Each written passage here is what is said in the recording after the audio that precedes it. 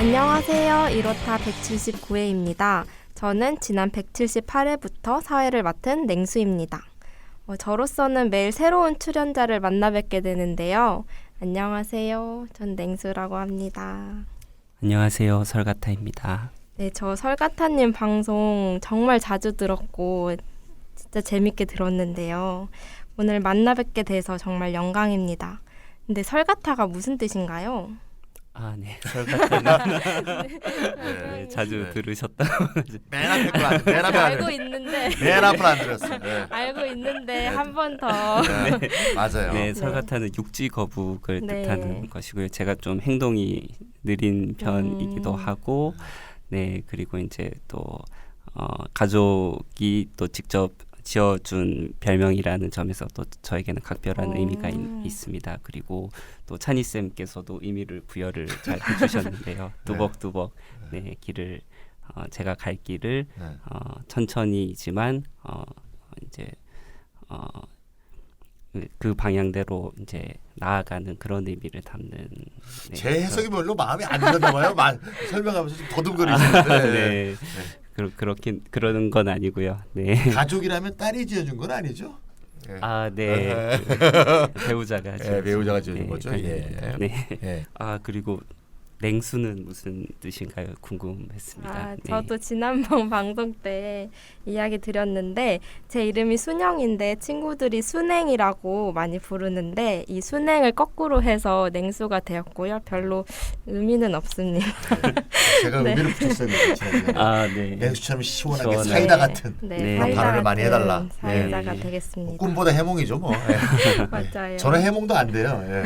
예, 제 이름은 해몽이 없어. 예. 네, 잠시 서로 이름풀이를 했는데요. 아까 말씀드렸지만 오늘 나오시는 찬희쌤도 나오셨습니다. 네, 깍두기 김찬입니다. 네, 오늘 설가타님 나오셨으니까 아무래도 기본소득 이야기가 될 것 같은데 설가타님 오늘 주제는 무엇인가요? 아, 네. 1호타에서도 여러 번 제 말씀을 드렸었는데요. 작년 9월에 더 팔그레이브 인터내셔널 핸드북 오브 베이직 인컴이라는 책이 출간이 되었죠. 말콤 토리 박사가 편집자로 참여를 했고 팔그레이브 맥밀런 출판사에서 나온 책입니다. 네, 설가타님이 저자로 참가하셨고요. 네. 네. 이렇다해서 한 장씩 해서 이제 설가타님이 연재하고 계시는데 제가 네. 인터넷 검색했더니 한국에서 20만 원에 팔더라고요, 이 책을. 폭리죠. 아, 네. 너무 하드커버인데다가 네. 너무 비싸서 네. 원래 비싼 책이구나. 네. 그 저한테는 따로 연락이 와서 저자에게는 30% 할인된 가격에 살 수 있게끔 한다고 냈는데 엄두가 안 할인된 나. 10몇만 원이네요. 네, 아직 못 사고 있습니다. 하드커버 좀 잘라갖고 이렇게 보내면 안 될까요? 네. 아, 네. 원래 비싼 책이구나. 네. 네. 피케티가 잽도 안 되는. 아, 가격으로는 너무 비싸가지고. 네. 피케티 저리 가라. 네. 맞습니다. 네, 이번 회에서는 24장입니다. Neither left nor right 이라는 장이 되겠는데요. 조 크리스프와 루크 마르티넬리 그 영국의 두 학자가 쓴 챕터가 되겠습니다. 그 내용을 소개하고 시사점을 정리해 보도록 하겠습니다. Neither left nor right라면은 해석하면 왼쪽도 오른쪽도 아니다 라는 뜻인데 정치적으로 표현하면 좌파도 우파도 아니다라는 의미가 될 것 같은데요. 실제로 기본소득 운동가들은 기본소득을 늘 이렇게 묘사해 왔던 것 같아요. 맞습니다. 특히 지난 6월 3일에 미래통합당 김종인 비상대책위원장이 기본소득 도입 공식화를 발표한 이후에 이 말이 더 실감나게 느껴지는 것 같아요. 네, 이 표현은 그 미국의 유명한 사람이죠. 스콧 센텐스가 기본소득에 관해 말한 유명한 표현에서 온 것인데요. 그 표현은 It's neither left nor right, it's forward이죠. 멋있다.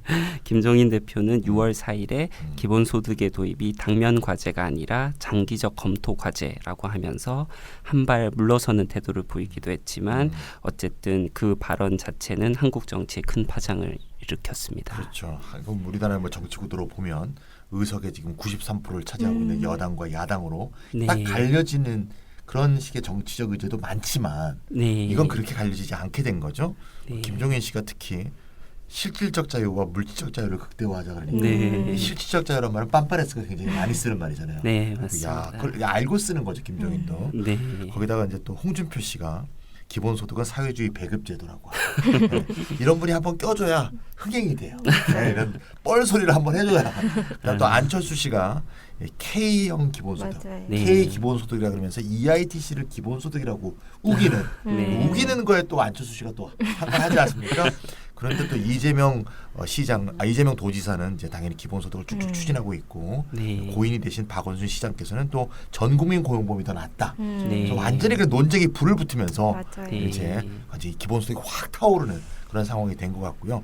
저는 그거 보면서 저번에도 그런 말씀 드렸는데 새롭고 강력한 사회적 아이디어는 기존의 정치적 스펙트럼을 가로질러서 네. 지지군을 또 반대자들을 이게 생성시킨다 이런 생각이 들고요. 네. 그럴 때 정말 진정하게 이게 새로운 아이디어다. 네. 기존의 정치적 스펙트럼을 무너뜨린다 이런 의미에서 새롭다는 걸 다시 한번 확인하게 되는 계기가 되지 않았나 그런 생각이 듭니다.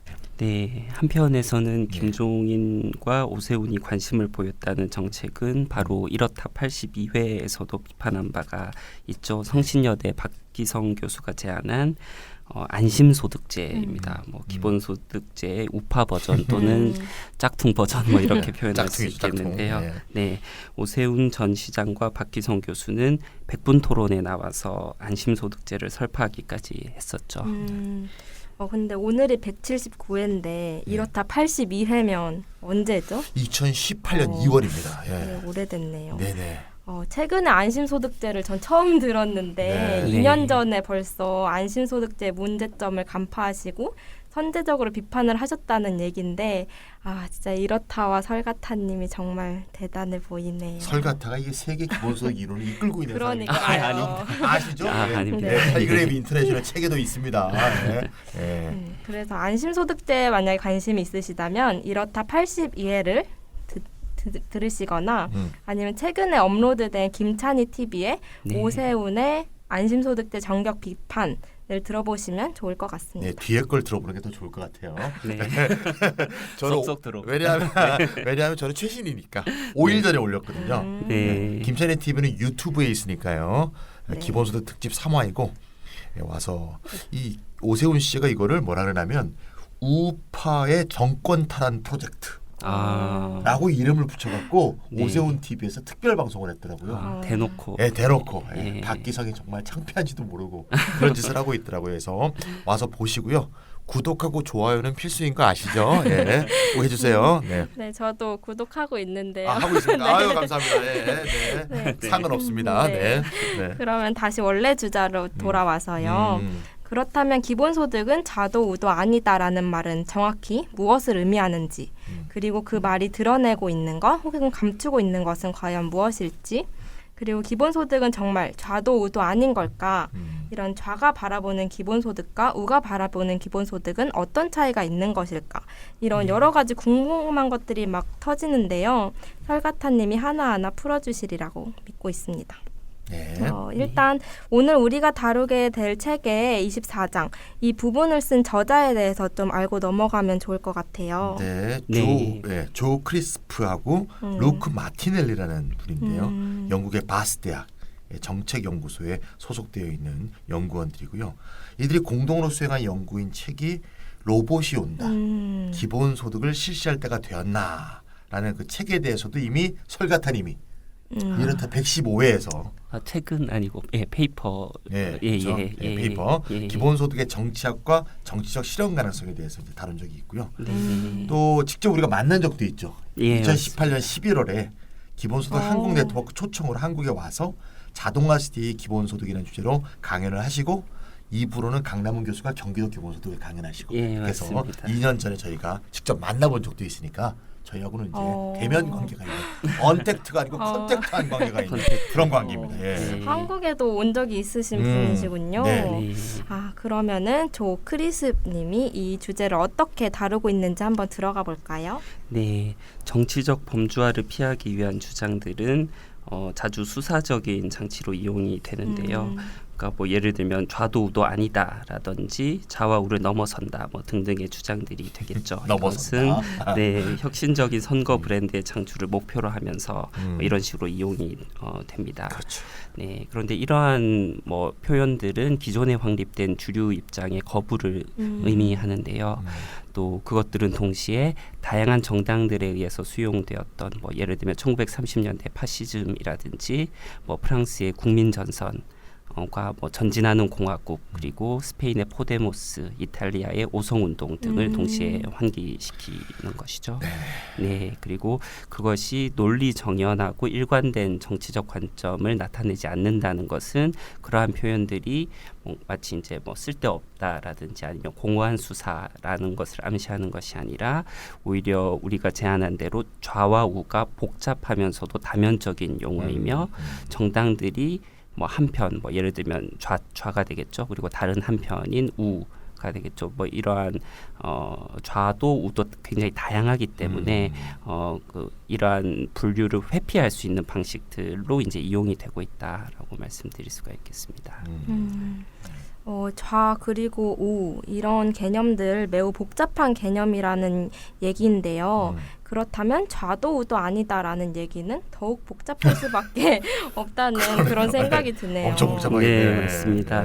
그 구좌파와 신우파 사이에는 단지 하나의 제3의 길을 위한 공간이 있는 게 아니라 다양한 가치들과 정책 입장들을 가진 수많은 제3의 길이 존재한다는 거죠. 그렇죠. 따라서 기본소득이 좌도 우도 아니다라는 주제를 다루기 위해서는 그 전에 복지 선호 면에서 좌 그러니까 레프트가 되겠죠. 그리고 우 right이라고 하는 용어가 무엇을 의미하는지 그리고 복지국가의 정치를 좌우 스펙트럼으로 축소하는 것이 타당한지 여부를 우선 고려할 필요가 있겠습니다.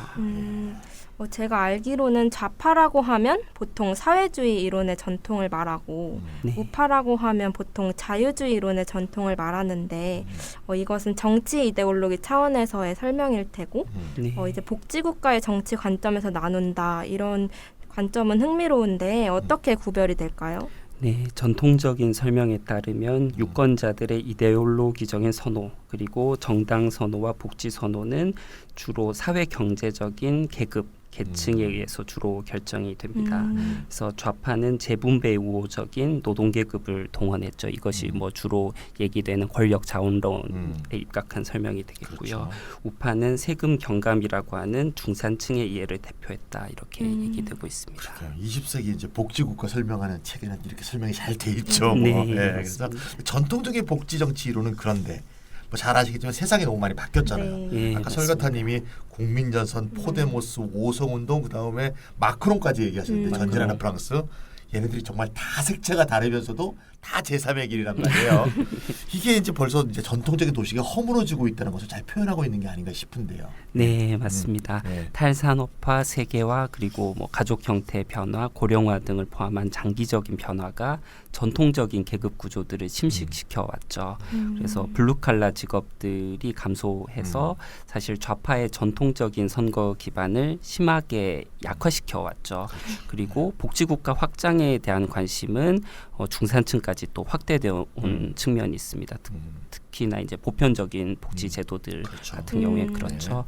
그리고 특히 노동시장에서의 내부자와 외부자의 뚜렷한 구분이 출현하게 되었죠. 이것을 통해서 뭐 예전에는 뭐 노동자는 하나다, 노동계급은 하나다, 뭐 이런 구호들이 있었지만 사실상 이러한 내부자 외부자가 이제 뚜렷하게 구분되면서 노동계급을 또 분열시켜 온 측면이 있고요.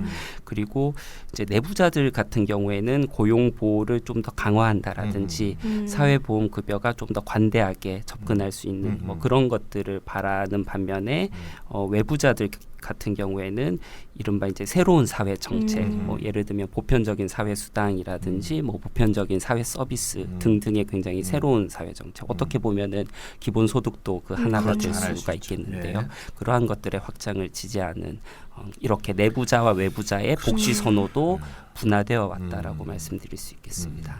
그럼 말씀하신 내부자라고 하면은 정규직이나 노조로 잘 조직된 노동자들이라고 그렇죠. 말할 수 있을 것 같고 외부자라고 하면 비정규직이나 플랫폼 등 새로운 형태의 노동자들 그리고 비조직 노동자들로 보아도 괜찮겠죠? 네, 맞습니다. 그렇다면 노동자 계급이 분열되면서 더 이상 좌파만의 전통적인 지지 기반이라 볼 수 없게 되었다. 그렇죠. 네.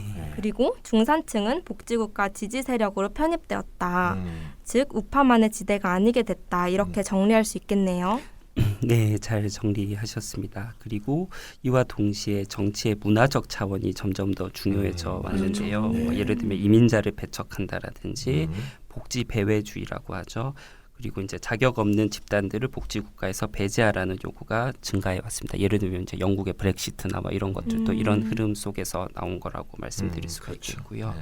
사회 경제적 그리고 문화적으로 계급 계층이 이렇게 굉장히 분화되다 보니까 많은 정당 제도들은 유권자 선호에 복잡한 혼합 이런 것들을 반영해서 점점 더 분열되고 파편화되어 왔다라고 말씀드릴 수 있겠습니다. 네, 이러다 보니까 어떤 개혁들이 본질적으로 좌파적인 것인지 우파적인 것인지는 불분명합니다. 그래서 단일한 차원의 좌파부터 우파까지 쭉 있는 그러한 척도에 따라서 복지 정책의 우선 사항들을 식별하는 것도 어렵게 되었습니다. 그러니까 유럽의 정치 세력 같은 걸 표현한 거 보면 사회 문화적으로는 좌파인데 네. 경제 정책에서는 우파다. 이런 네. 경우 이런 경우도 굉장히 분류를 많이 하거든요 요새. 예, 특히 중도파의 맞습니다. 경우는 그런 경우가 많죠. 그러니까 참 좌냐 우냐 참 설명이 어려워질 것 같아요. 그러게요. 네. 그럼에도 불구하고 기본소득이 좌도 우도 아니다라는 것을 입증하려면 결국엔 좌가 무엇인지 우가 무엇인지 정리하지 않으면 안 될 것 같은데요. 그 어려운 일부터 이제 하셔야 될 것 같은데 네. 이제 네. 시작해 보도록 합시다. 무엇부터 하면 좋을까요? 네, 먼저 기본소득의 좌파 그리고 우파 관점에서의 개념적 모성부터 다루고자 합니다. 먼저 정책 설계 특징 면에서 살펴보겠는데요. 기본소득은 정책 설계 특징들 면에서 정기적으로 지급돼야 되고 균일 지급 이거는 뭐 반드시 그런 건 아닙니다. 뭐 연령대에 따라서 아동은 좀 달라질 달라져. 수도 네. 뭐 그런 설계가 있긴 하지만 어쨌든 균일 지급 그리고 무조건성, 개별성 등의 특징을 가지고 있다는 것을 아마 잘 아실 겁니다. 그런데 이러한 정책 설계적인 특징이 좌파, 우파와 어떻게 관련성을 갖고 있는가 이런 질문을 할 재밌을 것 수가 같아. 있겠죠. 재밌을 것 같아. 예, 네. 먼저 보편주의의 광범한 원리에 대해서 생각해 볼 수가 있겠는데요.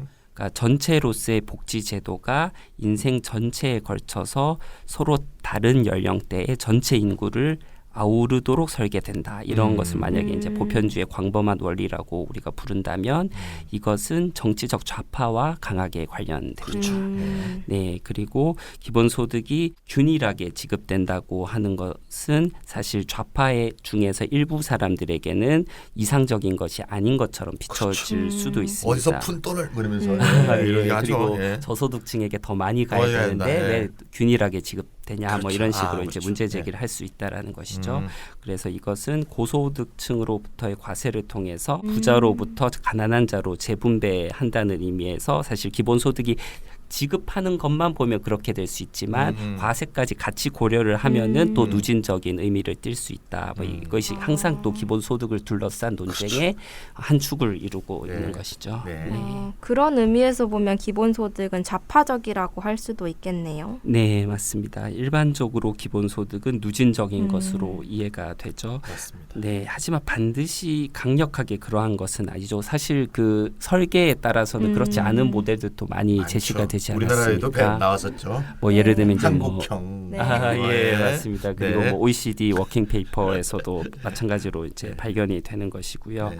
그리고 기본소득이 기존의 복지제도들을 대체하는 것으로 설계된다면 기본소득은 반드시 누진적인 것으로 설계가 되지 않을 수도 있다라는 것이죠. 기본소득의 짝퉁인 그 안심소득도 생계급여 뭐 재활급여, 네. EITC 같은 거 싹 없애면서 대체한다고 돼 있기 때문에 예. 누진적이 아니게 될 가능성도 매우 높죠. 그런 것도. 예, 맞습니다. 네. 그래서 기본소득이 재분배적인 정책일 수 있는지 그 정도는 사실 기본소득의 지급 수준이 어떠한지 그리고 기본소득과 다른 복지급여들이 어떤 식으로 상호작용하는지 예를 들면 대체관계냐 보완관계냐 등등에 따라서 그리고 이제 재원 조달을 어떤 식으로 이루어지는지 그러니까 기존 복지급여를 대체하는 방식으로 기본소득의 재원을 마련할지 아니면 새로 이제 보편적으로 누진적으로 세금을 부과하는 것을 통해서 재원을 마련할지 등등에 따라서 달라질 수 있다라는 것이죠.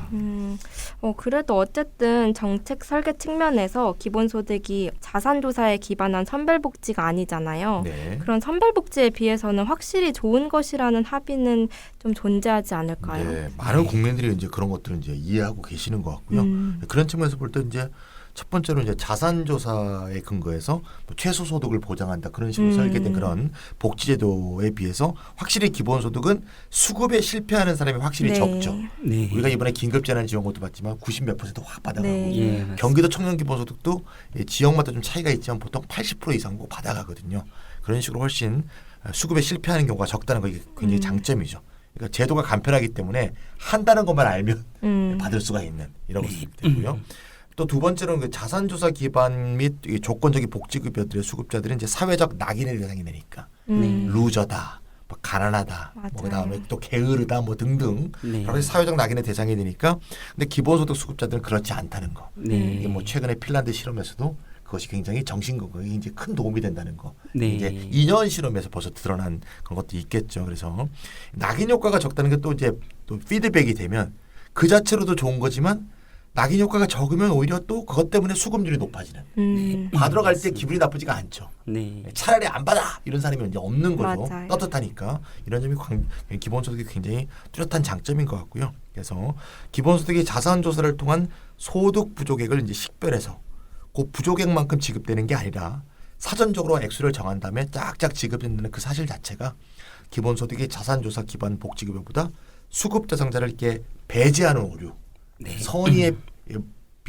비급여자를 만드는 그런 식의 문제는 만들지 않는다. 네. 최소화시킬 수 있다. 또 낙인도 제거한다. 그다음에 행정 부담도 줄어든다. 뭐 이런 것들이 뭐 좌파의 관심에서 확실히 또 부합되는 게 아닌가 하는 생각이 듭니다. 네. 예. 그런 면을 보면은 정책 설계적인 측면에서 기본소득은 좌파적인 성향이 더 강하다고 볼 수 있을 것 같은데 그런가요? 네, 꼭 그렇게만 볼 수는 없다라는 것이고요. 뭐 예를 들면 이제 일단 지금 찬희 쌤이 말씀하신 조건성과 무조건성의 문제를 생각해 보겠습니다. 사실 조건성이 꼭 보수주의자만 선호한다고 볼 수는 없는데요. 예를 들면 전통적인 노동조합 좌파라든지 3인당과 같은 정치적 좌파에게도 조건성이라고 하는 것은 매우 친숙한 그렇죠. 개념입니다. 내부자니까 내부자. 예. 네, 노동주의라든지 아니면은 상호성에 대한 애착 이런 것들이 발견이 되죠. 그러니까 기여했다라고 하는 것이 미리 식별되지 않았는데 왜 권리로 어떤 것들이 복지급여나 뭐 이런 것들이 주어져야 하는가 뭐 이런 식의 문제 제기가 있을 수 있다라는 것이죠. 맞습니다. 예. 네, 다른 한편 기본소득은 사생활 침해적이면서 처벌적인 조건성에 반대를 하는 것이죠. 이것은 어떻게 보면은 우파의 자유지상주의적인 요소, 자유주의적인 좌파와도 연결되는 측면이 있습니다. 그러네요. 사실 뭐 오늘 주제가 좌파도 우파도 아니다니까 정말 따지고 보니까 그러네요. 꼭 우리는 어떤 특정한 사고 틀에서 우리가 생각하니까 기본소득을 뭐 이렇지 않아 이렇게 생각하는데 하나하나 따져보니까 좀 우파적 성향도 굉장히 많네요. 그러게요. 네. 네, 맞습니다. 그런데 특히 아까 노동조합 좌파 얘기하신 거 보니까 최근에 인국공 사태도 좀 기억이 나는데, 맞아요. 예, 노동조합 좌파라는 게 원래 노조가 사실 울타리잖아요. 울타리 딱 치고 요 틀에 온 사람은 딱 보호해주고, 맞습니다. 요 바깥에 있는 사람은 사실 보호하지 못하는 그런 조건성의 아주 전통이 진짜 유럽에서 굉장히 깊은데 네. 그거에 이제 반발하시는 분들이 지금 극우파로 쫙 쏠리는 거 아닙니까 사실 유럽 정세에서 그런 거 보니까 아주 그러네요 확실히 느낌이. 예. 네, 조건성 측면이 그러한 측면이 분명히 있고요. 덧붙인다면 기본소득의 개별적인 특성도 좌파의 일부 측면들과는 긴장을 불러일으키는 또 다른 원인이 되기도 개별성도. 합니다. 네. 그러니까 사회보장의 기존 제도들 하에서는 가족의 규모와 구성이라고 하는 것이 급여 수급 자격과 급여 수준 모두를 결정하죠. 그렇죠, 그리고 그렇죠. 예. 자산 조사는 가족 소득이나 가구 지출에 대한 규모의 경제를 위한 이제 범위 모두를 고려하는 것이고요. 그러니까 맞아요. 예를 들면 예. 이제 복지국가를 이제 보편적인 복지국가를 옹호하는 입장에서도 예를 들면 기본소득과 같이 지급이 되게 되면 1인 가구한테 불리한 것 아니냐 이런 식으로 하고 우리가 이제 이렇다 해서도 여러 차례 강조했지만 그 소비에서의 규모의 경제라는 개념이 있지 않습니까? 뭐 맞습니다. 2명, 3명 같이 살게 그렇죠. 되면은 이제 주방도 같이 공유하고 이러니까 이제 소비 지출 필요한 게 더 적어지기 네. 때문에 사실 지금의 그 국기초에서 국민기초생활보장제도에서의 맞습니다. 생계급여나 이런 것들도 그것을 감안해서 이제 급여 맞습니다. 이제 네. 기준선이 정해지는 것인데 기본소득은 그렇지 않기 않죠. 때문에 네. 그런 측면에서 음. 비판하면서 여전히 가구 단위로 지급돼야 된다 이런 주장을 하는 사람들이 분명히 있는 것이죠. 네, 그래서 개별화된 기본소득은 여럿이서 공동으로 생활하는 사람들에 비해서 혼자 생활하는 사람들에게 불리할 것이 틀림없다 이런 지적들이 나오는 것이고요.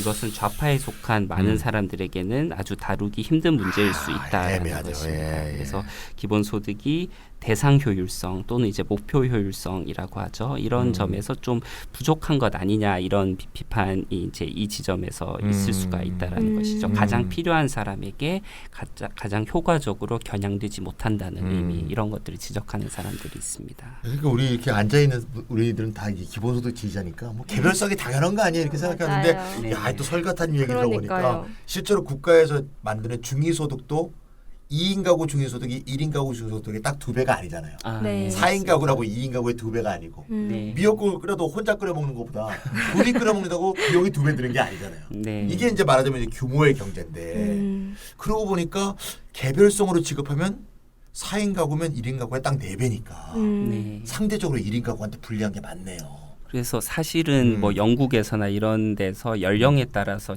이제 차등 지급하는 기본소득 정책 설계안이 나오는 배경도 그게 이제 필요에 맞는 정도로 이제 지급되는 어떤 그런 측면에서도 이해해 볼 수 있겠습니다. 네. 네, 이번 국가재난지원금 보면 더 확실히 느껴지는데 1인 가구는 40만 원이고 4인 가구는 100만 원이니까 네, 맞습니다. 네, 가구별로 설계한 것에는 확실히 1인 가구 혜택이 더 커질 수밖에 그렇죠. 없네요. 가구별로 설계하면 그렇게 되죠. 예. 기본소득의 개별성에 이런 난점이 있다는 것을 처음 알았는데 하지만 개별성은 가구 단위에 대한 반대 측면도 있지만 젠더적인 요소에 대한 고려도 포함되어 있는 것 같은데 그렇지 네, 않나요? 맞습니다. 그런 측면에서 개별성은 매우 중요하고요.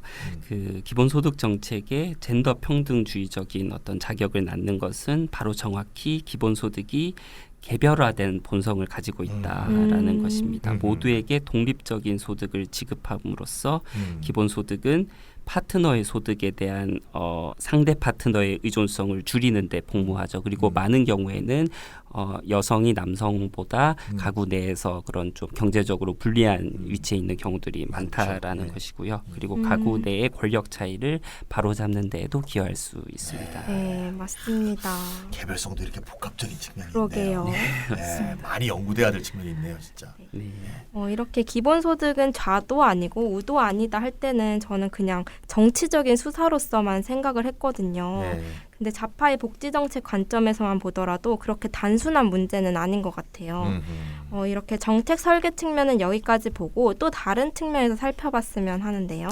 네, 원리와 목표 면에서도 기본소득의 정의를 좀 살펴볼 수 있겠는데요. 기본소득 정책과 관련된 대단히 중요한 다양한 원칙들과 목표들이 있습니다. 이것들 중에 일부는 주로 우파에게 호소력이 있고요. 일부는 주로 좌파에게 호소력이 있고 일부는 또 정치적 이데올로기를 초월해서 전체에게 호소력을 가지는 부분이 있습니다. 네. 그래서 단순화시켜서 말씀드리자면 복지국가의 보호적인 기능들과 공평에 대한 동기부여 이런 것들은 사실 좌파의 핵심 고려사항들이 되는 것이고요. 그렇죠. 반면에 생산적 기능들과 효율성에 대한 동기부여는 우파에게 열의를 갖게 한다고 말씀드릴 수 있겠습니다. 그래서 우파는 상대적으로 뭐 현재에서 약간 개혁하는 그런 좀 뭐 상상력이 부족한 개혁들을 선호할지 모르는 반면에 좌파는 시스템 변화 방향으로 더 가고 싶어 할지 모른다는 것이고요. 그것이 특히나 이제 생태 지향적이고 젠더 평등 지향적인 분들에게는 더욱 그러할 그렇겠죠. 것입니다. 네네. 네, 그래서 기본소득에 대한 좌파와 우파의 주요 동기에 대한 전형적인 해석을 좀 살펴볼 필요가 있겠습니다. 네, 제가 그 기본소득과 유사한 NIT에 네. 관심을 가졌던 프리드먼의 사례를 보면은 우파가 기본소득에 관심을 가지는 동기는 일단 효율성을 들 수 있을 것 같아요. 그렇죠. 예. 핀란드 우파 정부도 기본소득 실험 동기 이제 기본소득 찬성했잖아요. 네. 그런 실험 동기를 생각해 보면 이제 더 노동 유인이 생기는 것도 중요한 동기가 아닐까 싶은데요. 우파는 그럴 수 있을 것 같습니다. 네. 네, 맞습니다. 네. 그러니까 우파 같은 경우에는 생산성과 효율성 이것이 이제 기본소득에 관심을 가지는 주요 동인이 된다라는 것이고요.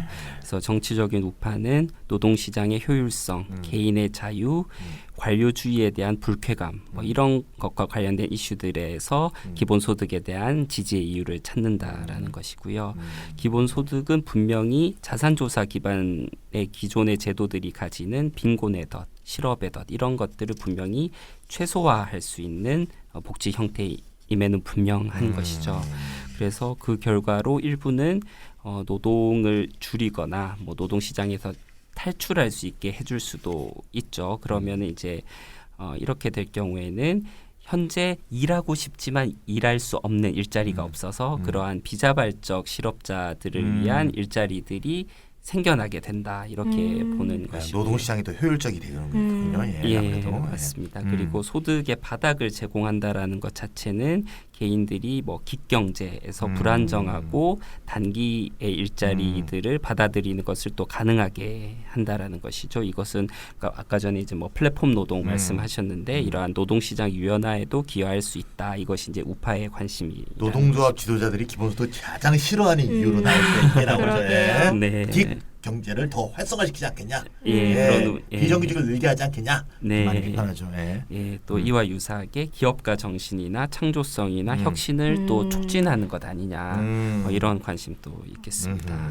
들어보니까 확실히 우파가 기본소득에 뭘 기대하고 있는지가 네. 이렇게 확실히 알고 느껴지게 있어, 우리가 되네요. 또 잘 이렇게 넘어갈 수 있을 것 같아. 싸울 수 있을 것 네. 같아. 예, 맞습니다. 자유지상주의적인 우파가 몰두하는 또 다른 생각은 이른바 기존의 복지국가의 제도들이 사람 개인의 자유나 뭐 이런 것들을 굉장히 침해하는 요소가 있다라는 것이죠. 뭐 사생활 침해적인 요소가 너무 많다라는 것인데요. 이러한 좀 국가의 뭐 강제나 명령으로부터 자유롭게 살아가도록 하기 위한 개인들의 해방과 관련됩니다. 그러니까 이러한 점은 좌파뿐만 아니라 개인의 자유를 선호하는 우파에서도 이제 공유할 수 있는 지점이 있다라는 것이죠. 리버테리안이라 그러죠. 예, 그래서 이러한 의미에서 기본소득의 개별화된 특성은 굉장히 중요한 이점을 가진다라는 것이죠. 왜냐하면 동거 형태에 대한 어떠한 통제도 없애기 때문입니다. 그렇죠. 기존의 복지급여는 사실상 뭐 혼자 살고 결혼을 있는데 해야죠. 뭐 동거자가 네. 있으면은 네. 동거인의 소득에 따라서 네. 이것을 또 수급 자격을 네. 또 판단하고 네. 수급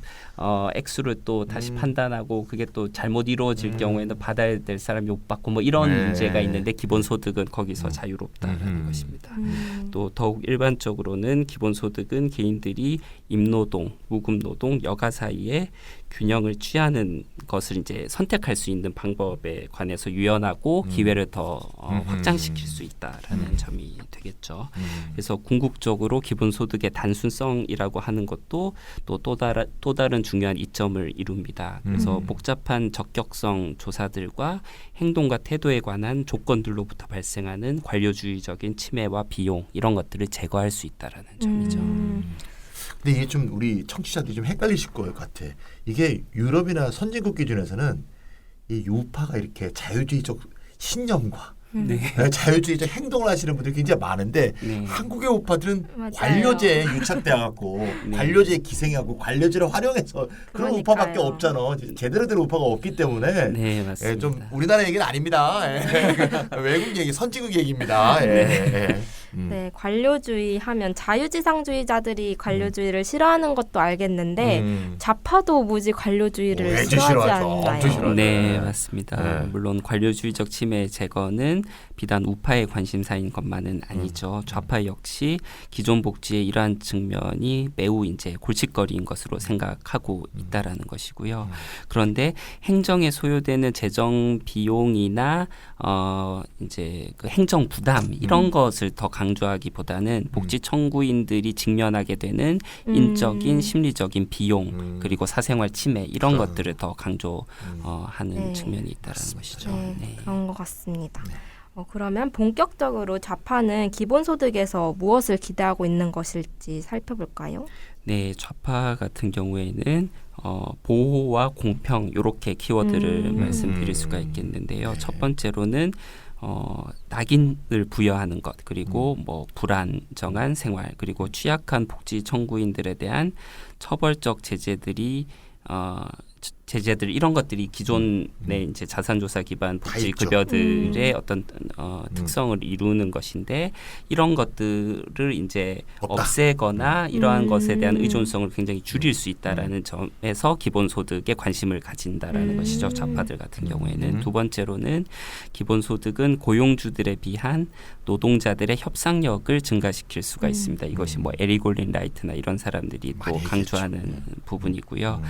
고용으로부터 완전한 또는 부분적인 탈출 옵션을 제공하기 때문에 그것을 바탕으로 협상력을 제고할 수 있다라는 것이죠. 네, 그래서 뭐 에리 골린 라이트는 사회주의적 기획으로서의 기본소득 이런 네. 유명한 글을 썼죠. 몇 년 전에 고인이 되셨지만 네. 좀 쉽게 말해서 이제 옛날식 개념으로 하면 노동 해방 쪽으로 좀 더 갈 수 있다. 네. 이런 걸 이제 말하는 건데 빰빠레스도 비슷한 얘기를 했잖아요. 그 네. 기본소득은 열악한 처지에 있는 사람들이 매력적 일자리와 형편없는 일자리를 구별할 수 있도록 협상력을 준다. 네, 맞습니다. 이런 것도 다 그런 식의 관점에서 좌파가 기본소득에 관심을 가질 수밖에 없는 측면을 잘 말해주는 것 같습니다. 네, 네. 맞습니다. 또 더욱 심오한 목표가 있는데요. 네. 이른바 노동이 가치화되는, 그러니까 영어로는 valorization이라고 하는데요. 이것에 대한 발본적인 거부를 이룰 수가 네네네. 있다는 것이죠. 그래서 기본소득은 일부 녹색주의자들에게는 탈성장의 지속 가능한 미래 방향으로 이동할 수 있는 어떤 촉매제로서 간주될 수 있다라는 것이고요. 그리고 또 해방적인 잠재력을 가지고 있다라고 기본소득이 그렇게 보는 것은 또 젠더 평등에 도움이 될 수 있다라는 측면이 있습니다. 그러니까 이렇게 생태적인 전환과 젠더 평등을 제고하는 것 이런 식의 좀 완전히 우리 사회 시스템을 변화시키는 것에서 기본소득을 지지하는 동인이 분명히 있다라는 것이고요. 뭐 여기에 대해서는 사실 좀 뭐 이견들도 있을 수가 있는데 그렇기 때문에 오히려 기본소득 하나만으로는 안 되고 다른 어떤 정책들과 뭐 문화적인 변화 이런 것들이 수반되어야 된다라고도 말씀드릴 수가 있겠습니다. 그러네요. 네. 사실 뭐 기본소득이 젠더 평등을 제고할 것인가에 대해서는 분명히 이견이 있기는 하지만 예전에 이렇다 해서도 뭐 말씀을 드렸다시피 남성들은 기본소득이 지급되게 될 경우에는 무급 돌봄에서 더 큰 역할을 담당할 수 있게 될 수 있다라는 것이고요. 최소한 그러한 어떤 기반이나 조건을 마련할 수 있다라는 것입니다. 모든 남성이 또 그렇게 할지는 사실 의문이 되긴 문화적 하지만 변화 필요하죠. 예. 뭐 하나만 갖고 되겠어요. 뭐. 예, 여러 가지 맞습니다. 결합이 돼야 되겠죠. 예, 이와 동시에 기본소득은 무급 돌봄 노동의 중요성과 가치를 인정하는 방향으로 이끌 수가 있다라는 것입니다. 왜냐하면은 맞벌이 가족들이 그들의 공식 아동 돌봄 서비스를 이용하는 것을 어느 정도 화폐적으로 이제 지원을 하기 때문이죠. 그렇죠. 그리고 현재 노동시장 외부자로 주로 남아있는 여성들이 노동시장에서 그들의 지위를 향상시키고 또 유급 노동의 어떤 기회를 제고시킨다는 점에서 그런 잠재력을 발견할 수 있다라는 것입니다. 네, 기본소득하면 저는 원래 5대 원칙이라든지 뭐 공통부랑 공통의 그런 자원을 배당한다 이런 식으로 분명하고 일관된 정책적인 기조를 가지고 있다고 생각했었어요. 근데 이렇게 우파적인 동기, 좌파적인 동기 들어보니까 네. 오히려 기본소득은 여러 가지 제도들이 있다고 말하는 것이 더 옳지 않나 그런 생각이 드네요. 네, 그래서 사실 기본소득 정책이 많은 사람들은 굉장히 큰 하나의 덩어리 하나 뭐 이렇게 이제 인식하는 사람들도 있지만 하나의 딱 정형화된 노선이다. 네, 정형화된 하나 뭐 이렇게 음. 생각하지만 사실 말씀하셨다시피 약간 일군의 제도들로 더 잘 이해된다는 제도들? 것이고요. 네. 예, 그렇기 때문에 어떻게 보면은 기본소득 자체가 어떤 정치적인 어떤 투쟁, 정치적인 투쟁의 공간이기도 하다라는 것이고요. 중요한 얘기입니다. 그래서 하나의 추상적인 개념으로서 기본소득은 좌파와 우파의 원칙들과 목표들에 근거해서 그것들을 이제 추천하는 굉장히 바람직한 속성들을 많이 가지고 있습니다. 그래서 뭐 좌파에게 호소력을 가지는 측면도 분명히 있고 우파에게 호소력을 가지는 것도 있고 좌우파를 넘나들면서 호소력을 가진 것도 있고 그렇기 때문에 기본소득을 둘러싼 논쟁이 더 치열하다고도 말씀드릴 수가 있겠는데요. 그래서 기본소득의 핵심 파라미터들 내에서 특정 제도들은 기본소득의 지급 수준 그리고 재원 조달 기제 그리고 결정적으로 기본소득이 보완하거나 대체하고자 의도하는 프로그램들의 면에서 그러니까 굉장히 넓은 사회보장 제도들의 기본소득이 어떤 식으로 접합하는가 그러니까 복지국가를 구성하는 여러 제도들과 기본소득이 어떻게 조응하는가 이것이 굉장히 중요한 이슈가 된다라는 것이고요. 그래서 또한 기본소득의 핵심 정의에서 기본소득이 특정 수준으로 지급되어야만 한다라는 언급이 사실 빠져 있죠. 그러니까 이게 충분성과도 이제 지표와도 관련이 되는 것인데 사실 기본소득은 사람들이 빈곤으로부터 벗어나는데 충분할 만큼의 액수로 지급될 수도 있죠. 이것이 완전 기본소득이 될 것이고요. 그렇지 않고 정말 푼돈일 수도 있죠. 현실에서 도입될 때 명목상의 시책에 지나지 않을 수도 있다라는 것입니다. 그리고 기본소득은 이제 우파죠. 찰스 머레이가 상정했던 바와 같이 기존의 복지급여와 서비스들을 굉장히 대체하면서 기본소득이 도입돼야 된다. 이런 식으로 주장하는 사람이 있죠. 그래서 이런 식으로 설계될 수도 있고 또는 포괄적이고 관대한 복지국가를 뒷받침하는 하나의 중요한 요소로서도 설계될 수 있다라는 것입니다. 그럼 중요한 거는 어떻게 하면 더 공평을 늘리는 방식으로 기본소득이 설계될까인 것 같은데 어떤 방식으로 가능할까요? 네, 아주 간단히 말씀을 드리자면은 첫 번째로 기본소득 지급 수준이 더 높을수록 그렇게 되겠죠. 그리고 두 번째로는 기본소득이 대체하는 복지급여가 적을수록 그리고 대체할 때에도 분명한 어떤 원칙이 있어야 된다라는 것이죠. 그래서 기본소득에 이런 식으로 이루어진다면은 기본소득의 전체 효과는 더 재분배적이 될 것입니다. 그래서 우리 사회의 소득 불평등도와 자산 불평등도를 굉장히 유의미하게 낮출 수 있다라는 것이고요. 그런 식으로 설계된 기본소득이 좌파에게 더 분명하게 호소력을 가질 것입니다. 그리고 자본에 비한 노동자들의 협상력을 더욱 크게 강화시킬 수 있다라는 것이고요.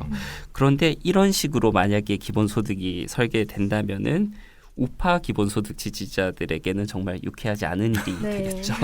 박계성 씨는 그냥 굉장히 화가 날 거예요. 네, 맞습니다.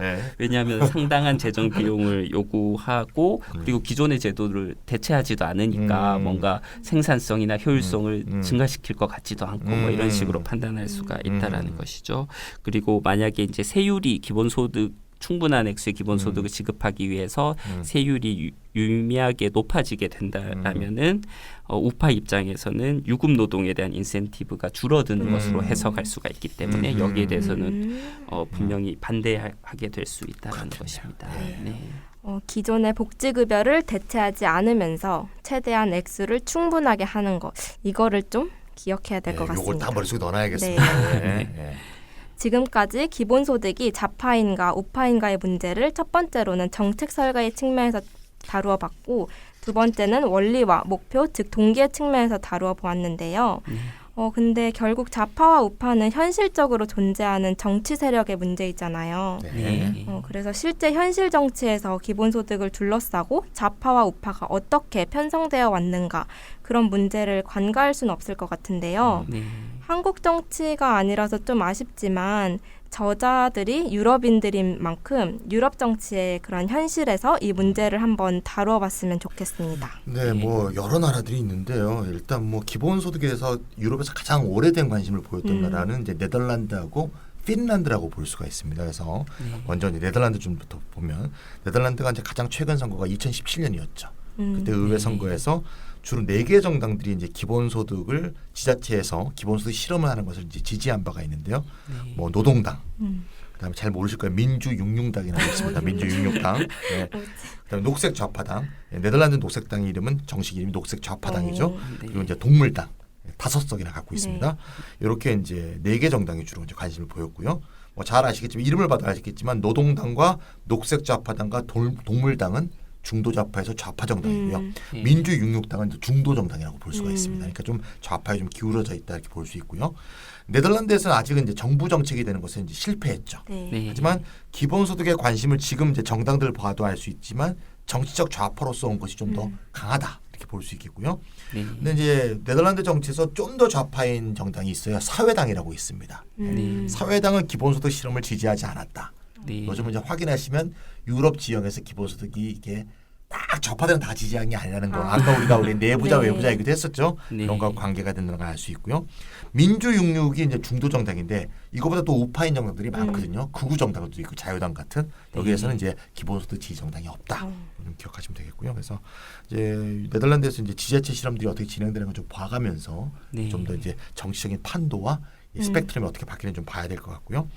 핀란드는 뭐 최근에 실험을 해서 아주 유명한데 2개 정당이 가장 유명하죠. 그래서 우리가 뭐 항상 기본소득 대회에 가면 우리 이건미 씨 맨날 만나는 죄송합니다. 설가타님하고 저희가 맨날 만나는데 좌파 동맹, 그다음에 녹색연합 이 2개 정당. 뭐 흔히 좌파당, 녹색당 그렇게 얘기하는데 정확한 이름은 좌파동맹, 녹색연합 이게 맞습니다. 2개 정당이 가장 두드러져 있고 좌파동맹은 이제 90년에 창당이 됐죠. 보통 소련의 멸망 그때 즈음인데 부분 기본소득에 대해서 적극적으로 이제 계속 캠페인을 해왔고 녹색연합 같은 경우는 기본소득의 현실적 모형에 대해서 많은 관심을 보여왔다 이렇게 볼 수가 있습니다. 그래서 항상 우리가 대회 가면 만나갖고 대화도 많이 나눴던 기억이 납니다. 둘 다 당연히 좌파 정당이 되겠고요. 잘 아시겠지만 그런데 17년 1월부터 시작해서 18년 12월까지 했던 핀란드 기본소득 실험은 또 우파가 한 거죠. 정부가 이제 중앙당 우파 정부였고 중앙당은 과거에 농민당에서부터 출발한 농업 관련 우파 정당이죠. 중도 우파 정당인데 이 측면에서 이제 딱 좌파만의 의제도 아니고 우파만의 의제도 아니라는 것에 정치적인 판도에서도 이제 잘 입증이 되는 거죠. 그래서 중앙당이 이제 수년 동안 기본소득 아이디어에서 굉장히 지지를 했는데 중앙당이 또 혼자 하는 게 아니고 연정 파트너들이 있었거든요. 연정 파트너인 우파 정당들은 또 기본소득을 지지하지 않아요. 실험에는 동의해서 실험은 이제 법적으로 통과되게 했는데 이런 측면에서 이게 단순하지 않다는 걸 알 수 있고요. 또 핀란드에서는 지금 이제 집권 정당이 바뀌었죠. 지금 집권 정당은 3인당인데 핀란드에서 오래된 여당이죠 사실. 3인당은 아시다시피 기본소득을 늘 반대해 왔습니다. 그러니까 네덜란드 사회당이 반대하는 것처럼 네덜란드 사회당이 물론 더 좌파입니다만 핀란드의 3인당도 기본소득을 늘 반대해 왔다. 전형적인 노동조합 좌파라고 볼 수 있겠고요. 그래서 이제 이 네덜란드와 마찬가지로 이제 가장 일관되고 의견을 강경하게 밝히는 지지자들이 2개의 소규모인 신좌파 정당들, 좌파 동맹과 녹색연합에서 나왔다는 거. 그렇긴 하지만 어쨌건 간에 또 우파가 또 정부가 기본소득에 대한 지지자다 보니까 이 핀란드에서 이 정치적 이데올로기하고 기본소득 사이에 직접적인 단선적인 관계가 없다는 거 이제 분명히 확인된다고 볼 수가 있습니다. 굉장히 복잡하네요. 네, 복잡합니다. 네. 오늘의 주제가 이런 거 아닌데. 네, 유럽 정치 지형을 보면 노조와의 연계가 강한 사회당이나 3인당 계열은 기본소득을 반대한다. 그리고 우파도 기본소득 반대가 많다. 근데 좌파 계열에서 기본소득 지지가 많지만 일부 중도 우파도 기본소득을 지지하기도 한다. 네, 맞습니다. 이렇게 정리할 수 있겠네요. 그리고 기본소득을 지지하는 좌파는 주로 군소좌파다. 이른바 좌파라는 이름이 붙어있거나 녹색이라는 이름이 붙어있거나 동물이라는 이름이 붙어있거나 이런 식의 군소좌파들이 보통 우리나라에서는 더 군소지만 유럽은 그래도 뭐 의석이라도 있죠. 어쨌건 그렇다고 볼 수 있겠고요. 다른 나라도 좀 살펴보면 영국은 또 이제 기본소득이 굉장히 전통이 오래됐죠. 맞습니다. 사회배당 이런 이론이 20년대와 30년대 때 노동당의 많은 인사들이 지지를 했었고요. 최근에는 이제 기본소득이 이제 시민소득이라는 이름으로 자유민주당 이제 3당이죠. 자유민주당이 92년도 선거 전략에서 많이 이제 포함돼서 말한 적이 있었고요. 굉장히 더 아까보다 더 군소 정당이죠. 영국에서는 이제 영국은 이제 비례민주주의가 아니니까 녹색당이 또 오랫동안 기본소득을 위해서 일관되게 캠페인을 해왔고 최근에는 노동당이 또 관심을 보이고 있고 또 스코틀랜드 국민당 기본소득에 대한 관심을 표명하고 있다 이렇게 이제 확인할 수 있겠고요. 캐나다는 이제 온타리오주의 자유당 정부 지금 이제 집권당이죠. 자유당 정부가 최근에 가구 기반의 음해소득세 실험들을 착수한 바가 있고요. 근데 뭐 이거는 또 처음 제안한 사람은 또 보수당 하원의원이다. 뭐 이런 배경도 있습니다. 또 미국을 얘기 안 하면 또 미국이 섭섭해하겠죠. 미국은 뭐 60년대하고 70년대 때 굉장히 이제 핫 이슈였고 뭐 여러 번 우리가 이제 이렇다 해서 다뤘지만 공화당의 닉슨 대통령이 예, 가족 부조 계획 이거를 이제 세워갖고 뭐 기본적인 기초 이론은 밀턴 프리드먼의 음해소득세로부터 이제 발전한 이론이라고 볼 수 있죠. 이제 닉슨 대통령이 결국 실천하지 않았죠. 대통령이 되고 나서 이제 이게 이제 뭐 탱자로 바뀌어갖고 EITC로 발전한 거죠. 휴일이 갑자기 탱자가 돼버린 거죠. 근데 이제 닉슨하고 싸웠던 민주당의 대통령 후보 맥거번, 조지 맥거번은 오히려 제임스 토빈이 주장했던 데모그란트를 이제 가져와서 기본소득하고 좀 더 닮아 있죠. 그래서 두 개의 거대 정당이 다 관심을 가졌다는 이런 참 독특한 역사를 갖고 있고 또 하나의 중요한 것은 미국에서 세계에서 거의 유일하게 수십 년 동안 진행되고 있는 알래스카 연구기금 배당이 진행되고 있는데 이게 사실 기본소득으로서는 거의 유일한 현존이다 이렇게 볼 수 있는데 이거를 한 사람은 또 좌파가 아니고 공화당 주지사 제이 해먼드가 시작했다는 거 이런 의미에서도 어쨌건 이게 좌파도 우파도 아닌 이런 어떤 성향이 기존의 스펙트럼으로 볼 수 없는 기본소득의 역사를 잘 보여주는 것 같고요. 하나만 더 덧붙이면 최근에 민주당 경선에 참여했다가 탈락했던 앤드류 양이 기본소득을 쫙 이렇게 뛰어갔고 다시 60년대 70년대와 같은 기본소득의 붐이 일어나지 않겠는가 하는 생각을 했지만 그렇게 일어나지 않았다는 그런 기억들도 갖고 있습니다. 네, 미국을 보면 기본소득이 확 이렇게 달구어졌다가 확 식어버린 그런 나라가 아닌가. 네, 민주당의 좌파로 볼 수 있는 버니 샌더스, 뭐 오카시오, 코르테즈 이런 사람들이 기본소득을 반대하고 일자리 보장을 지지하는 걸 보면 이 점은 되게 유럽이랑 비슷한 것 같네요. 네, 기본적인 전통적인 좌파들은 하여튼 노조하고 특히 강한 이런 하여튼 기본소득을 싫어한다. 거대 좌파에서 더욱더 그렇다 이런 거고요. 그러니까 쉽게 말하면 노동조합의 기반한 전통적 좌파는 기본소득 반대, 신좌파하고 녹색당은 기본소득 지지 이렇게 딱 생각하면 거의 틀리지 않을 것이다. 한국도 그런 것 같아요. 근데 잘 생각해보니까 제가 중요한 나라 두 개를 빼먹었네요. 프랑스하고 독일을 빼먹었습니다. 그래서 프랑스하고 독일은 좀 체크하고 넘어가야 될 건데요. 프랑스는 17년에 대통령 선거가 있었죠. 프랑스는 대통령 선거가 자주 안 있죠. 7년을 하니까 7년을 두 번 하지 않습니까? 그래서 17년에 이제 사회당 대통령 후보가 좀 사회당 내에서는 비주류인 베누아 아몽이 이제 후보가 됐죠. 그래서 참패를 했는데 어쨌건 기본소득 지지자였죠. 그래서 주류가 아닌 사람이 하여튼 되고 이 부분은 기본소득이 어쨌건 사회당의 공식 플랫폼에서 제기됐다는 게 중요한 역사가 될 것 같고요. 또 우파 정치인인 프랑스와 피용 이런 물론 졌지만 이 사람들도 음해소득세 형태의 기본소득을 지지한 바 있다. 이건 좀 기억하고 넘어가야 될 것 같고요. 독일은 우리가 좀 많이 알고 있는 것 같아요. 아무래도 이제 슈퍼바이저님 독일의 얘기를 많이 하시고 알파조님도 독일에서 유학을 하셨기 때문에 독일 얘기가 많이 됐기 때문에 좀 많이 아실 것 같은데 주로 우파들은 보통 음해소득세 형태의 그런 제도를 많이 지지하고 그거를 이제 뷰르거 겔트라고 시민의 돈 그런 뜻인데요. 시민 소득 이런 형태로 많이 논의되어 왔고요. 좌파에서는 이제 두 개 정당이 가장 유명하죠. 네덜란드하고 비슷한데요. 좌파당 딜링케, 녹색당, 녹색당 그루넨이죠.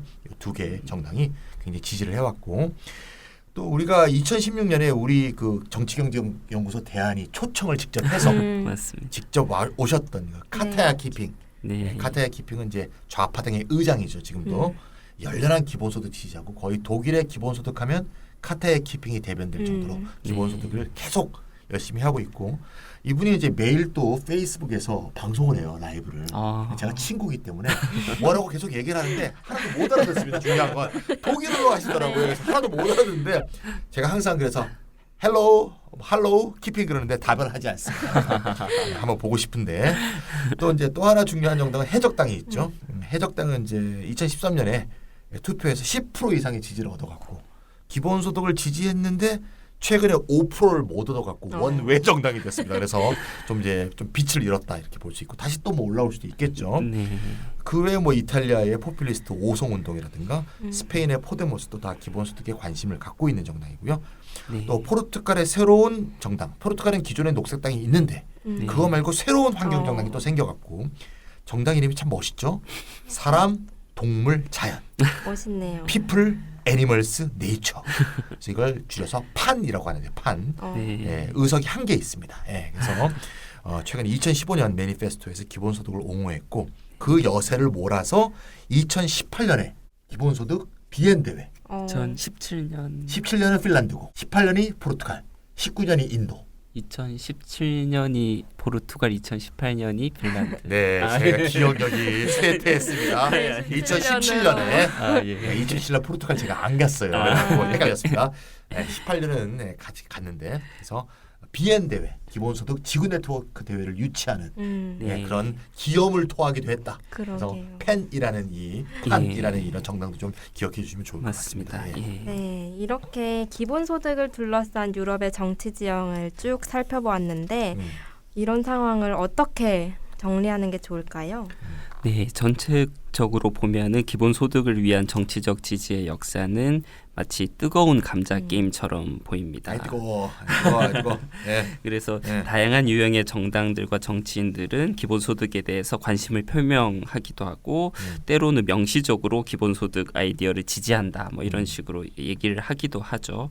그런데 뭔가 좀 정치적으로 정밀 조사를 하게 되면은 명시적인 지지가 뭔가 갑자기 포기된다든지 아니면 변형된다든지 유보된다든지 뭐 이런 식으로 이루어지는 경우들이 많습니다. 대표적으로 이게 오송운동이죠. 오송운동 네. 맞습니다. 기본소득 지지하는 것 같이 했다가 저 선거에서 이기고 나서는 네. 우리는 사실은 최소 보장 제도였어. 이런 조건적인 식으로, 조건적인 제소. 예, 네, 맞습니다. 이런 식으로 확 후퇴해 버렸죠.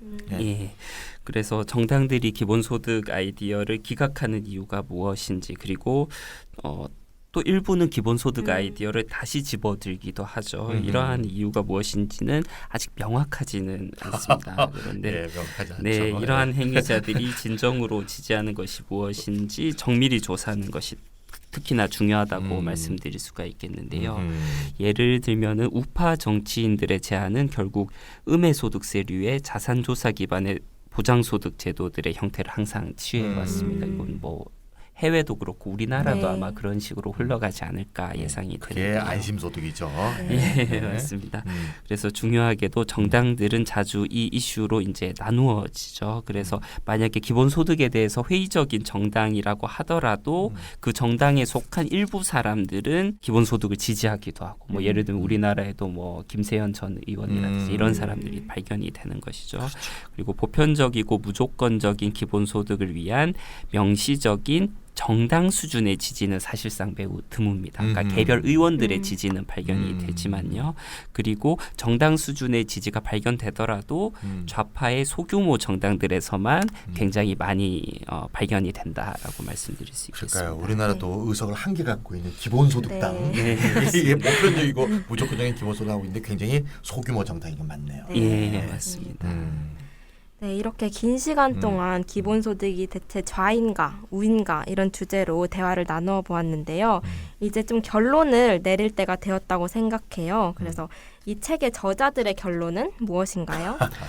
네. 한마디로 기본소득이 개념적으로 좌냐 우냐 이런 것들 좀 애매모호한 점이 있다. 그리고 근데 결론을 애매모호하다고 내리면 어떡해요.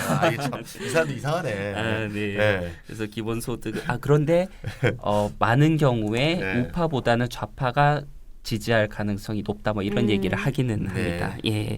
기본소득은 우파가 사랑하는 자유와 효율성이 같이 호소하는 측면이 분명히 있죠. 그런데 반대로 보면은 기본소득은 좌파에게 호소하는 측면도 분명히 있다라는 것입니다. 빈곤층의 안전과 존엄성을 확장한다는 측면에서 그렇죠. 그래서 기본소득은 확장적인 복지국가 정책 중에 하나가 될 경우에는 그런 식으로 배치될 경우에는 전반적으로 좌파적이라고 평가할 수가 있겠고요. 하지만 상호성과 필요의 조직 원리, 기존 복지 국가의 조직 원리가 되겠죠. 이것을 복지 제도에서 제거하거나 좀 약화시키는 것 아니냐 이런 측면에서는 기존 좌파와 충돌하는 측면이 있습니다. 예를 들면 연세대 양재진 교수님 같은 경우에도 최근에 복지의 원리라는 책에서 이러한 점을 아주 부각시키려고 노력하셨던 것 같고요. 근데 양재진 교수가 좌파인가요? 난 잘 모르겠어. 아, 네. 그거는 또 네. 네. 아닌 것 같아. 네. 정밀 조사. 네. 그냥 복지제도 연구한 교수 같아. 네. 아, 네. 네. 네.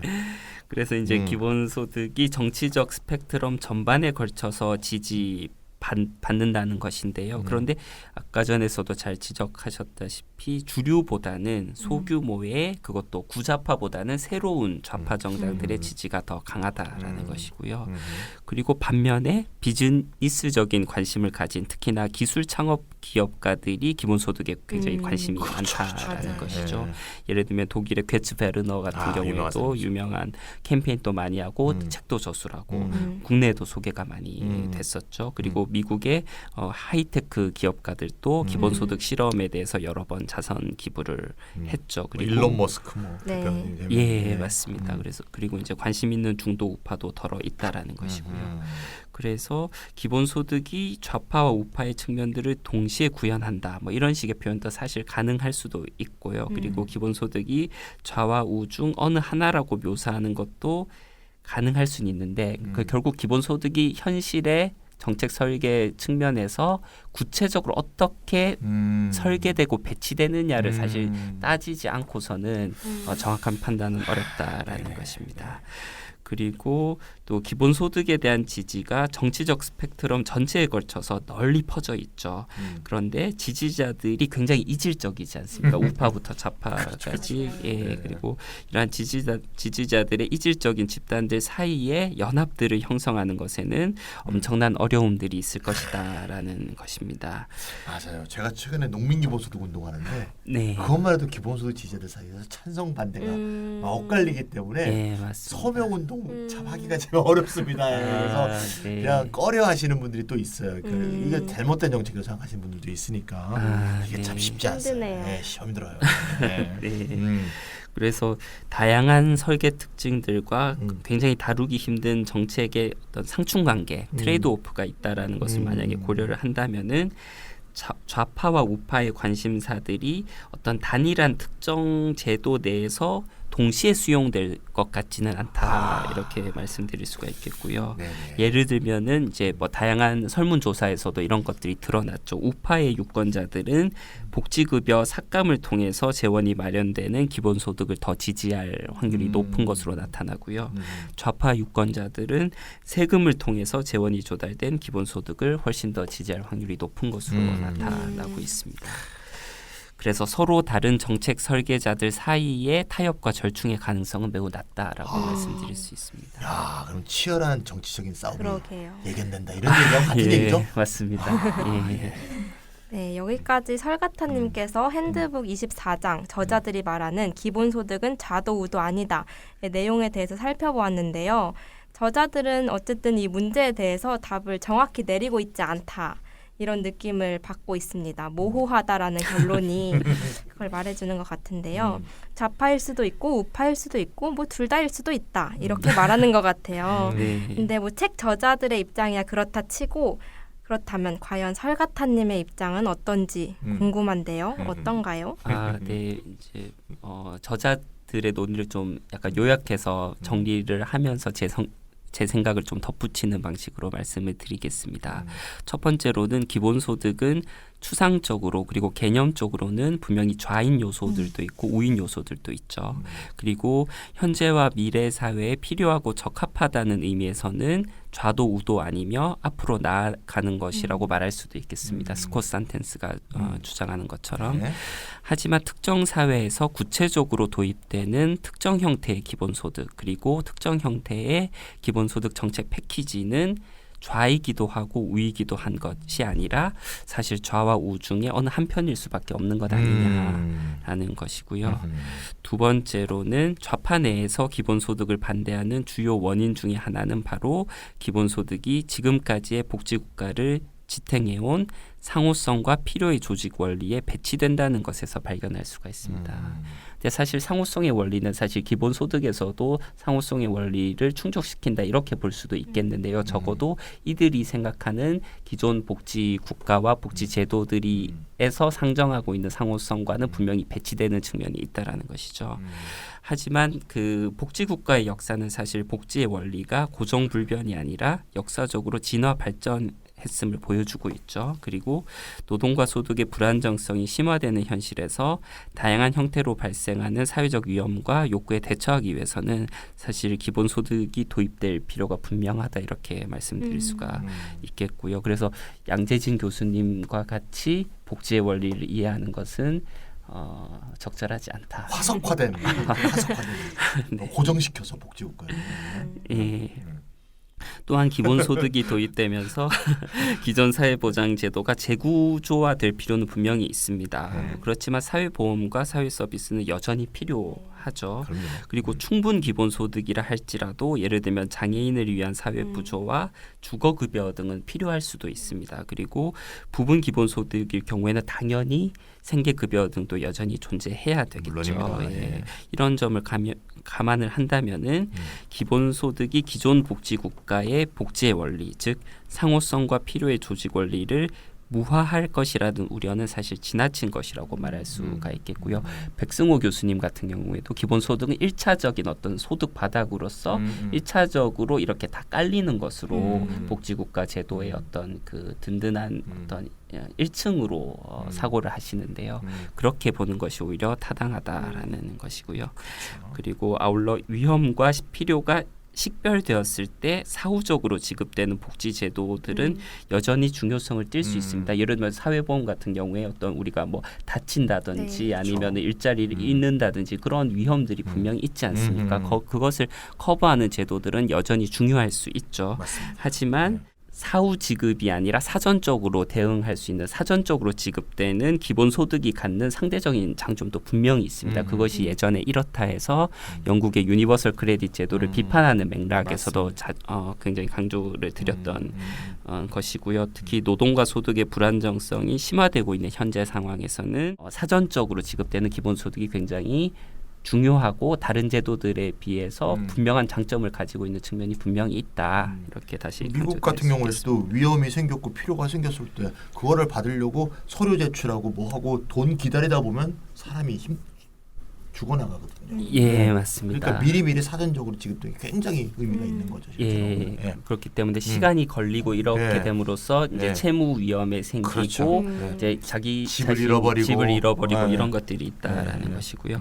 세 번째로는 우리 시대의 기본 소득이냐 아니냐 이런 질문보다는 어떤 기본 소득인가가 더 생산적인 질문이고 핵심적인 질문이라고 생각을 합니다. 그러니까 좌파적이고 해방적인 형태의 기본 소득, 그러니까 충분 소득, 기본 소득을 지향하고 사회 서비스나 공공 인프라의 접근성을 제고하고 그리고 넓은 정치적 사회적 참여와 민주주의를 심화하는 형태의 어떤 좌파적이고 그리고 노동 면에서나 젠더 면에서나 생태 면에서 모두 해방적인 형태의 그러한 형태의 기본소득 그리고 사회적 생태적 전환을 추동하는 형태의 기본소득을 설계하고 주장하고 실현해 나가는 것이 굉장히 중요하겠다라는 것이고요.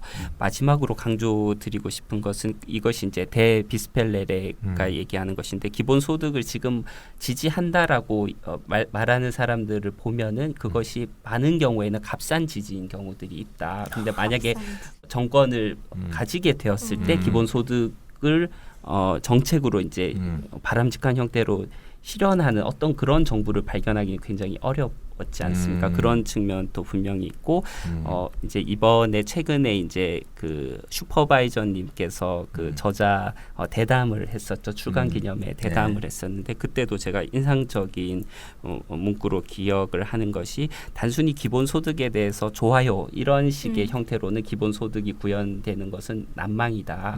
오히려 정말 기본소득에 대해서 진지하게 이해하고 기본소득의 실현을 위해서 참여하고 그것을 이제 슈퍼바이저님께서는 사회의 두께라고 표현을 하셨는데요. 그러니까 그런 것들이 바탕이 돼야 기본소득의 정치적 실현 가능성도 높아지고 뭐 예를 들면 슈퍼바이저님 같은 경우에는 인구의 약 25%가 그런 식의 정말 진지하게 기본소득을 이해하고 참여하는 그런 사람들이 되었을 때만 25%? 기본소득이 정말 바람직한 형태로 실현될 수 있을 것이다 이렇게 전망하신 바 있습니다. 네. 예. 이렇게 긴 논의로 기본소득이 과연 좌냐 우냐 이런 논의를 했는데 결국에 제가 생각할 때는 어떤 기본소득인가 네. 그리고 얼마나 우리가 실현할 수 있는 가능성이 있는가 이것을 네. 제고하는 것이 기본소득 논의에서 가장 중요한 상황인 것 같아요. 네, 긴 시간 동안 두 분 너무 고생 많으셨고 감사했습니다. 이것으로 이렇다 179회 기본소득은 좌도 우도 아니다 편을 마치도록 하겠습니다. 감사합니다. 감사합니다.